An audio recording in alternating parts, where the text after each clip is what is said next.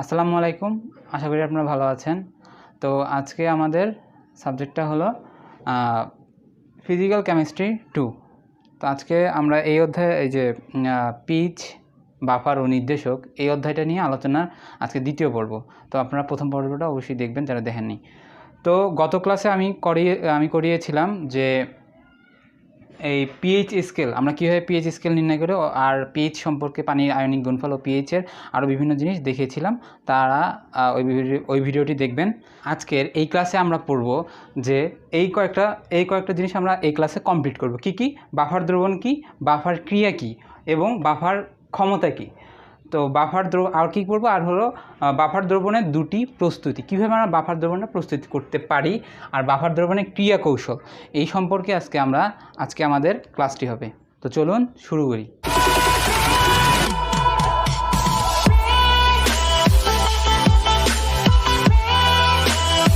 আমরা জানি দ্রবণে কী করি, কোনো দ্রবণে যদি আমরা অ্যাসিড যোগ করি সাধারণত কী হয়, দ্রবণটা পিএইচের মান তাহলে কমে, আর যদি আমরা ক্ষার যোগ করি তাহলে কী হয়, দ্রবণের পিএইচের মানটা বাড়ে। কিন্তু কিছু দ্রবণ আছে, এমন কিছু দ্রবণ আছে, সেই সব দ্রবণে কী করি আমরা, যদি সেই দ্রবণে অ্যাসিড বা ক্ষার যোগ করি সেই সব দ্রবণে কী হয়, পিএইচের মানে কোনো পরিবর্তন হয় না। ঠিক আছে, সেই সব দ্রবণকে আমরা কি বলে থাকি, বাফার দ্রবণ। বাফার দ্রবণ কাকে বলে তাহলে? বাফার দ্রবণ হচ্ছে যে দ্রবণে আমরা অ্যাসিড বা ক্ষার যোগ করার পরেও কি হচ্ছে না, পিএইচের মানের কোনো পরিবর্তন হচ্ছে না, তাকে কি বলছে, তাকে বলা হয় যে বাফার দ্রবণ। তো আরেকটা প্রশ্ন বলছিলাম যে বাফার ক্রিয়া, তো বাফার ক্রিয়া কাকে বলে? বাফার ক্রিয়া হচ্ছে যদি কোনো দ্রবণে আমরা পিএইচ পরিবর্তন করার জন্য সেই দ্রবণে অ্যাসিড বা ক্ষার যোগ করি, তাহলে কি হয়, যোগ করি কিন্তু তাতে অ্যাসিড ক্ষার যোগ করার ফলেও কি হচ্ছে না, অ্যাসিডের যে দ্রবণের যে পিএইচের যে পরিবর্তনটা হচ্ছে সেই পরিবর্তনের ক্ষেত্রে বাধা প্রদান করতেছে। এটি হচ্ছে কি বাফার ক্রিয়া। তো আরেকটি হচ্ছে বাফার ক্ষমতা। তা বাফার ক্ষমতাটা কি আমি একটু বোঝানোর চেষ্টা করি। বাফার ক্ষমতা, যেমন একটা বাফার দ্রবণ নিলাম, আমি এখানে বাফার দ্রবণ নিলাম। তো এখানে আমি জানি যে বাফার দ্রবণের ক্ষেত্রে কি হয়, যদি আমরা অ্যাসিড বা ক্ষার যোগ করি তখন কি তার পিএইচে পরিবর্তন হয় না। হ্যাঁ, তখন এটা কি করে, যদি আমি এখানে এই বাফার দ্রবণের ক্ষেত্রে ক্যাপাসিটি, এর একটা ধারণ ক্ষমতা আছে, কিন্তু নির্দিষ্ট একটা ধারণ ক্ষমতা আছে। তো আমি কি করলাম, এখানে এটার ধারণ ক্ষমতা হলো 60 মোল। 60 মোল যদি আমি এখানে অ্যাসিড যোগ করি তবে কি হবে, এর বাফার দ্রবণে পিএইচ মানে কোনো পরিবর্তন হবে না, এর ক্যাপাসিটি হলো 60। কিন্তু আমি কি করলাম, এই দ্রবণে কি করি, এই দ্রবণটাতে যদি আমি 200 মোল যদি আমি অ্যাসিড দিই তাহলে কি হবে, এ কী করবে, তার যে ধারণ ক্ষমতাটা 60 মোল সে অ্যাসিড নেওয়ার কারণে, সে নেওয়ার ফলেও তার পিএইচের কোনো পরিবর্তন হলো না। কিন্তু 200 মোল যখন সে নিল তখন কি হলো, তখন তার ধারণ ক্ষমতা সে পূর্ণ করার পর তার আর ক্যাপাসিটি নেই, তার আর সেই ধারণ ক্ষমতাটার বাইরে চলে গেল। তখন কি হয়, তখন কিন্তু তার পিএইচের মান বাড়ে। তো প্রত্যেকটা বাফার দ্রবণে একটা ধারণ ক্ষমতা আছে। তো কী দাঁড়াচ্ছে, বাফার ক্ষমতা কাকে বলে? কোনো বাফার দ্রবণে যদি পিএইচের মান এক একক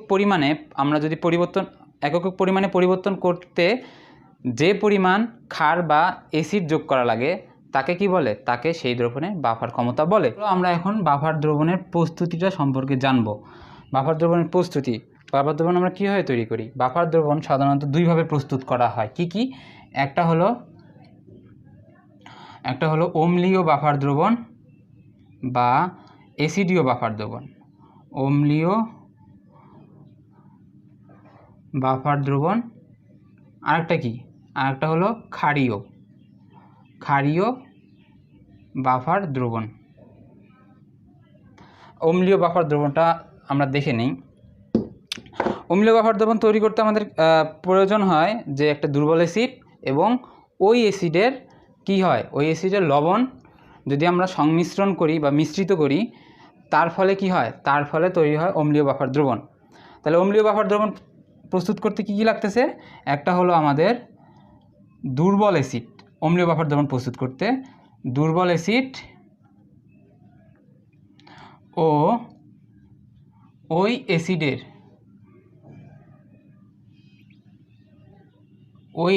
লবণ, দুর্বল অ্যাসিড ও ওই অ্যাসিডের লবণের সংমিশ্রণে কী তৈরি হইতেছে? সংমিশ্রণে হচ্ছে হলো অম্লীয় বাফার দ্রবণ তৈরি হয়। দুর্বল অ্যাসিড যেমন অ্যাসিটিক অ্যাসিড আর কি ওই অ্যাসিডের লবণ, এই অ্যাসিডের লবণ, ওই অ্যাসিড বলতে কি দুর্বল অ্যাসিডের লবণ, তাহলে সোডিয়াম অ্যাসিডেট হলো কি অ্যাসিটিক অ্যাসিডের একটা লবণ। তো আমরা এই যে তোমরা যদি বলতে পারো যে আমরা দুর্বল অ্যাসিডের লবণটা কীভাবে পেলাম? দুর্বল অ্যাসিডের লবণ আমরা পাই কীভাবে? দুর্বল অ্যাসিডের সাথে কি যদি আমরা একটা তীব্র ক্ষারের বিক্রিয়া করি, তীব্র ক্ষার সোডিয়াম হাইড্রোক্সাইড একটি তীব্র ক্ষার, এটা যদি আমি বিক্রিয়া করি তাহলে আমরা তার লবণটা পেয়ে যাই।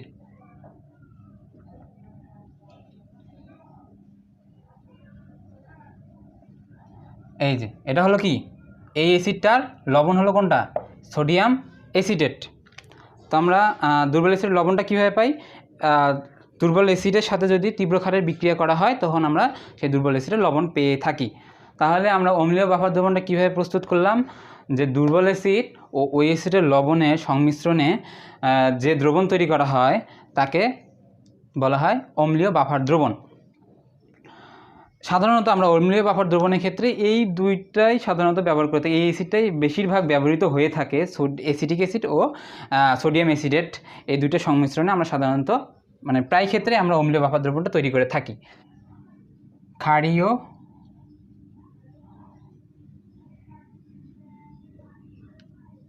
ক্ষারীয় বাফার দ্রবণ। তাহলে ক্ষারীয় বাফার দ্রবণ কি? আমরা অম্লীয় বাফার দ্রবণের ক্ষেত্রে কী করছিলাম? দুর্বল অ্যাসিড নিছিলাম। তো ক্ষারীয় বাফার দ্রবণের ক্ষেত্রে কী করব?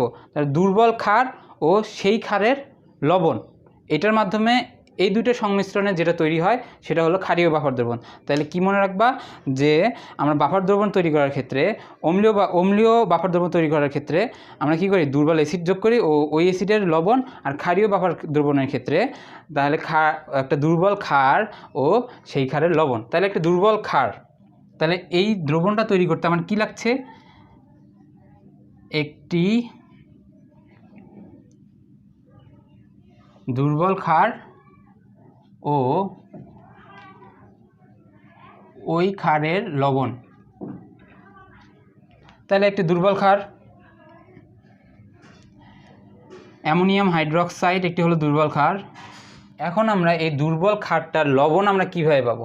এই দুর্বল ক্ষারের লবণ আমরা আমরা অম্লীয় বাফার দ্রবণের ক্ষেত্রে তার লবণটা কীভাবে পেয়েছিলাম? দুর্বল অ্যাসিডের সাথে সবল ক্ষার যোগ করার ফলে আমরা তার লবণটা পেয়েছি। এই ক্ষেত্রে আমরা কি করব? দুর্বল ক্ষার আছে, তাহলে আমরা কি যোগ করা লাগবে? একটা সবল অ্যাসিড যোগ করলে তখন আমরা ওই দুর্বল ক্ষারের লবণটি পেয়ে যাব। তো দুর্বল ক্ষারটা আমরা লিখি অ্যামোনিয়াম হাইড্রোক্সাইড, একটা সবল অ্যাসিড, হাইড্রোক্লোরিক অ্যাসিড একটা সবল অ্যাসিড। এই দুটো যোগ করলে আমরা কি পাচ্ছি? আলটিমেটলি অ্যামোনিয়াম ক্লোরাইড আর হলো পানি, এই দুটো পাচ্ছি। তাহলে এখানে লবণ কোনটা হচ্ছে? এই দুর্বল ক্ষারের লবণ হচ্ছে এইটা অ্যামোনিয়াম হাইড্রোক্সাইড। এর সাথে যদি আমরা এই ক্ষারের লবণ তো আমি পেয়ে গেলাম, লবণ হলো অ্যামোনিয়াম ক্লোরাইড। এই দুইটি যদি আমরা মিশ্রিত করি, এই দুইটির মিশ্রণের ফলে আমরা ক্ষারীয় বাফার দ্রবণ তৈরি করে থাকি। আমরা এখন পড়বো হলো বাফার দ্রবণের ক্রিয়া কৌশল সম্পর্কে। তো আমরা প্রথমে আসি হলো অম্লীয় বাফার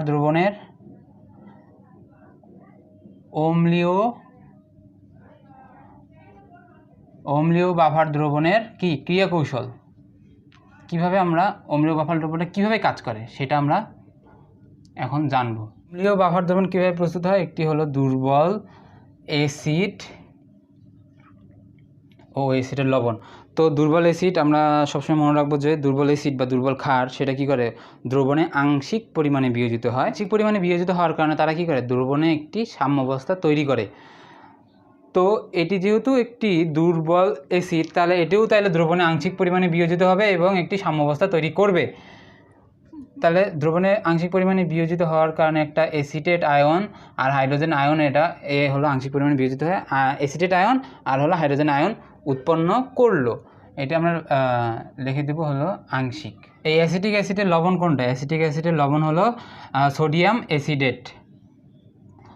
সোডিয়াম অ্যাসিডেট। আমরা জানি যে কোনো অ্যাসিডের লবণ বা কোনো ক্ষারের লবণ এরা কী করে, এরা হলো তীব্র তড়িৎ বিশ্লেষ্য হয়। এই কারণে কী হয়, এরা দ্রবণে সম্পূর্ণরূপে বিয়োজিত হয়ে যায়।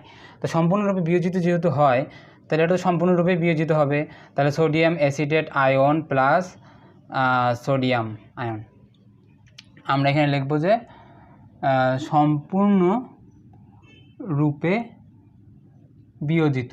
এখন একটু খেয়াল করো, যদি আমি একটা দ্রবণ নেই, এই দ্রবণে সোডিয়াম আয়ন, তারপরে কি অ্যাসিডেট আয়ন, আর হলো হাইড্রোজেন আয়ন, তাহলে এই দ্রবণটা কি দ্রবণ বলো তো? এই দ্রবণটা হলো অম্লীয় বাফার দ্রবণ। তো আমরা জানি যে বাফার দ্রবণে বাইরে থেকে যদি আমরা অ্যাসিড বা ক্ষার যোগ করি, তাহলে কি হয়, দ্রবণের পিএইচে মানে কোনো পরিবর্তন হয় না। তো আমরা এখন দেখি আসলে কি সেটা কি হয় না হয় না। তো আমি কি করলাম, বাইরে থেকে একটা H+ যোগ করি, এনে কি করলাম, একটা H+ এই দ্রবণে দিলাম। এই যে এটা হলো যেহেতু প্লাস, এ কাকে খুঁজবে, এ হলো একটা মাইনাসকে খুঁজবে। যেহেতু এটা একটা মাইনাস আয়ন, তাই অ্যাসিডেট আয়ন একটি মাইনাস, তাহলে সেটি কি করতেছে, H+ তাকে ধরলো। তাহলে কি হলো, অ্যাসিডেট আয়ন আর হলো এই যে H+ বিক্রিয়া করে কি উৎপন্ন করলো, অ্যাসিটিক অ্যাসিড। ঠিক আছে। তো তোমাদের মনে আবার প্রশ্ন আসতে পারে যে তাহলে এইটা কি করতে পারে, এইটাও তো আবার ভাঙ্গে আবার এটা উৎপন্ন করতে পারে, কিন্তু এটা কখনো সম্ভব না। কেন সম্ভব না? কারণ এখানে দেখো, এখানে খেয়াল করো, একটা কমন ইফেক্ট আয়নের কারণে, মানে সময় আয়নের কারণে এই জিনিসটা উল্টা দিক থেকে এটা সম্ভব হয়ে ওঠে না, জিনিসটা উৎপন্ন হয়ে গেল। তাহলে কি হলো, অ্যাসিড যোগ করার কারণে পিএইচ মানে কোনো পরিবর্তন হলো না। তো বাহির থেকে আমরা যদি একটি ক্ষার যোগ করি, ক্ষার যোগ করলে কি হবে, এখানে আমরা একটা ক্ষার যোগ করলাম, এটা কি করবে, কাকে যায়, এটা দ্রবণের মধ্যে যাওয়ার পর খুঁজবে হলো একটা প্লাস আয়নকে। তাহলে এই যে H+ সাথে এটা বিক্রিয়া করবে, এটা বিক্রিয়া করে কি করলো, একটা পানি উৎপন্ন করলো। তাহলে আমরা দেখতে পেলাম যে আমরা যদি অ্যাসিড যোগ করি, তবুও দ্রবণের পিএইচ মানে কোনো পরিবর্তন হবে না, কারণ সে একই যোগে উৎপন্ন করতেছে। আবার যদি আমরা ক্ষার যোগ করি, তখন সেটা কি করলো, পানি উৎপন্ন হলো, যার কারণে পিএইচ মানের কোনো পরিবর্তন হলো না। তো আমরা এখন দেখব যে ক্ষারীয় বাফার দ্রবণের ক্রিয়া কৌশল। ক্ষারীয় বাফার দ্রবণের ক্রিয়া কৌশলটা কীভাবে,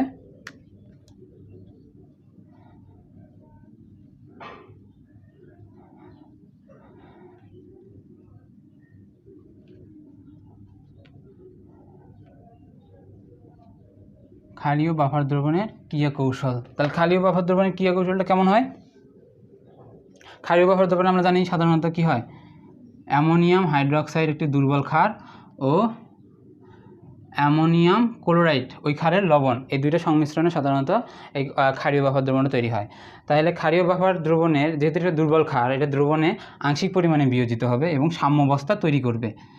দুর্বল ক্ষারগুলা বা দুর্বল অ্যাসিড যারা কি করে, দ্রবণে আংশিক পরিমাণে বিয়োজিত হয়, এবং যেহেতু তারা আংশিক পরিমাণে বিয়োজিত হয়, তাহলে সেটা দ্রবণে সাম্যাবস্থা তৈরি করে। যেহেতু এটি একটি দুর্বল ক্ষার, তাহলে এটি কি করবে, দ্রবণে আংশিক পরিমাণে বিয়োজিত হবে এবং সাম্যাবস্থা তৈরি করবে। আমরা জানি এই যে ডবল ইকুয়েশন, এটা দ্বারা আমরা যে ডবল অ্যারো চিহ্নটা, এটা দ্বারা আমরা বুঝাই সাম্যাবস্থা, তোমরা জানো। এটা কি করবে, আংশিক পরিমাণে বিয়োজিত হয়ে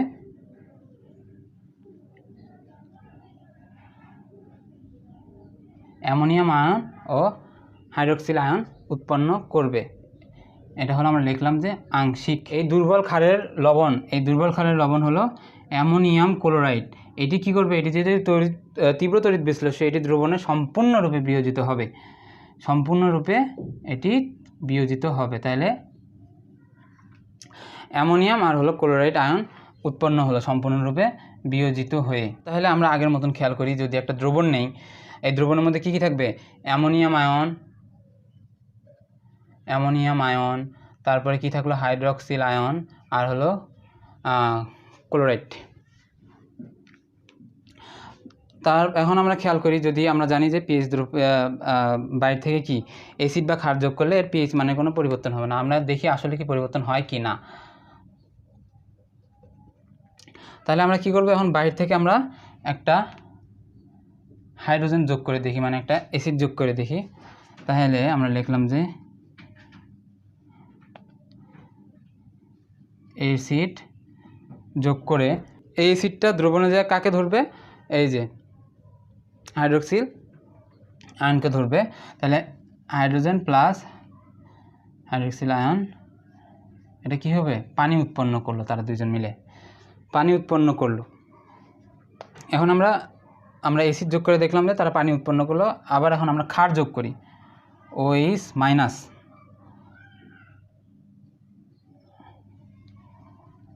OH মাইনাস যোগ করে তাহলে কি হয়, OH মাইনাস যদি আমি এখন দেই, OH মাইনাসটা যদি এই দ্রবণে দেই, এটি কি করবে, এটা যেহেতু একটা মাইনাস, এটি কাকে ধরবে, একটি প্লাসকে ধরবে। তাহলে OH minus plus ammonium ion, তাই এরা কি উৎপন্ন করলো, এরা হলো অ্যামোনিয়াম হাইড্রোক্সাইড, মানে সেই দুর্বল ক্ষারটাই উৎপন্ন, তাই সেই দুর্বল ক্ষারটা কী করলো, উৎপন্ন করলো। আমাদের মনে প্রশ্ন আসতে পারে যে এই যে অ্যাসিড যখন আমরা যোগ করলাম তখন কি করে অ্যাসিডটা, এই যে হাইড্রোক্সিল আয়নকে কি করে, যেহেতু হাইড্রোক্সিল আয়নকে ধরে সাথে বিক্রিয়া করার ফলে কি এটা তাহলে কমে যাওয়ার কথা, এটা কি হওয়ার কথা, এটা কমে যাওয়ার কথা। তার সাথে লেয়ার নীতি অনুযায়ী আমরা কি জানি, কোনো বিক্রিয়া সাম্যাবস্থায় হলে এটি কি করে, সম্মুখমুখী হয়। তাহলে এটার পরিমাণ যেহেতু হাইড্রোজেন আয়ন যেহেতু আক্রমণ করার ফলে এটাকে আক্রমণ করে, তার কারণে এটার পরিমাণ কমে যায়। কিন্তু যেহেতু এটার পরিমাণ কমে যায়, এটা তো সম্পূর্ণরূপে বিয়োজিত হয়নি, এটা আংশিক রূপে বিয়োজিত হয়েছে। তো এটার পরিমাণ কমে গেলে কি সমস্যা নেই, এটা কি করে, যেহেতু এর কাছে আরও আছে, আংশিক পরিমাণে যেহেতু বিয়োজিত হয়েছে, মানে এখানে আরও আছে, তাহলে এটা কি করে, এই ঘাটতিটা পূরণ করার জন্য আরও একটু বিয়োজিত হয়ে এই হাইড্রোক্সিল আয়নের পরিমাণটা বজায় রাখে, ঠিক রাখে। তো এইভাবে কি হয়, এইভাবে দ্রবণে কোনো অ্যাসিড বা ক্ষার যোগ করলে তার কোনো প্রভাব পড়ে না এই দ্রবণের ক্ষেত্রে, তার ফলে পিএইচ মানে কোনো পরিবর্তন হয় না। তো আমরা এতক্ষণ দেখলাম যে কোনো দ্রবণে যদি যতই আমরা কোনো বাফার দ্রবণে আমরা যতই অ্যাসিড বা ক্ষার যোগ করি না কেন, তবুও তার পিএইচের মান চেঞ্জ হয় না। আজকে আমি মনে হয় যতটুকু বুঝিয়েছি, এতটুকুর মধ্যে যদি কোনো সমস্যা থাকে অবশ্যই কমেন্ট করবে। তারপরে আমাদের চ্যানেলটিকে সাবস্ক্রাইব না করা থাকলে অবশ্যই সাবস্ক্রাইব করবে।